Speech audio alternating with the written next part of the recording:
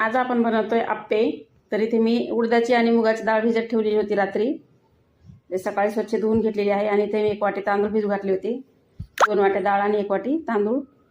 तर आपल्याला त्याची भरड करून घ्यायची। जास्त बारीक नाही वाटायचं, म्हणजे आपल्याला खायला पण ते दाताखाली डाळ थोडीशी आली तर छान लागते।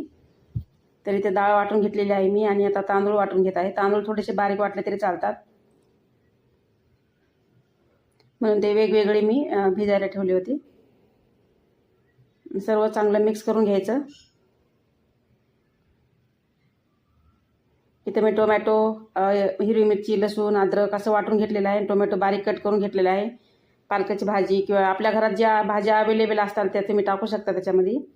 आणि इथे मी थोडं थोडं आपल्याला आप्पे पात्रामध्ये काळे तीळ आणि पांढरे तीळ असे टाकत आहे, कारण ते दिसायला पण सुंदर दिसतात आणि ते दाताखाली आल्यावर खायला पण एकदम मस्त क्रंची असे लागतात। इथे बघा आपले आप्पे तयार आहेत। आजचा व्हिडिओ जर आवडला असेल तर एक लाईक नक्की करा आणि तुमच्या मित्रमैत्रिणींना नक्की शेअर करा। Bye bye.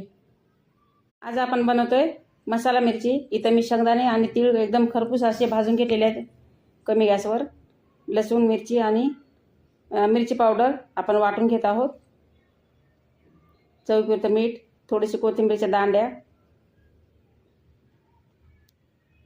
तर इथे बघा आपला मसाला वाटून झालेला आहे आणि इथे मी मिरच्या धुवून एकदम स्वच्छ करून घेतलेल्या आहेत आणि त्याच्यातलं बी काढून घेतलेलं आहे। आणि मधोमध आपल्याला असे त्याचे चिरून घ्यायच्यात, म्हणजे मसाला भरता येईल अशा। आणि खूप लांब लांब मिरच्या होत्या, त्याच्यामुळे मी एका मिरचीचे 2 तुकडे केलेले आहेत, कारण ते कढईत भाजता पण नाहीत मग, आणि छोटे छोटे आपल्याला खायला पण चांगले आहेत। त्याच्यामुळे त्यात मसाला भरून घेतलेला आहे आणि 4 चमचे तेल टाकलेलं आहे। तर आपल्याला एक साईडनं चांगलं भाजून घ्यायचं आहे। आणि आता आपल्याला मिरची पलटी करायची, म्हणजे दुसऱ्या साईडनं आपला मसाला आणि मिरची भाजून निघन। तुम्ही याला दोऱ्याने गुंडाळून पण घेऊ शकता, पण मसाला ओला असल्यामुळे ते चिटकून बसलाय, त्याच्यामुळे काही प्रॉब्लेम नाही। आणि इथे आपण थोडासा उरलेला मसाला होता ते पण त्याच्यात टाकून दिला, म्हणजे मिरचीसोबत ते पण भाजून निघन आणि एकदम मस्त असा खरपूस होईल। तर आपली मसाला मिरची रेडी आहे बघा। आजचा व्हिडिओ जर तुम्हाला आवडला असेल तर लाईक करा, शेअर करा तुमच्या मित्रमैत्रिणींना, आणि व्हिडिओ आवडला असेल तर एक कमेंट पण करा। Bye bye.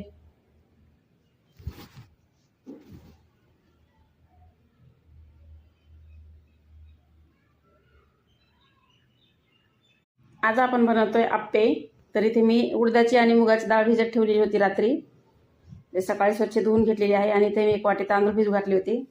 2 वाट्या डाळ आणि 1 वाटी तांदूळ।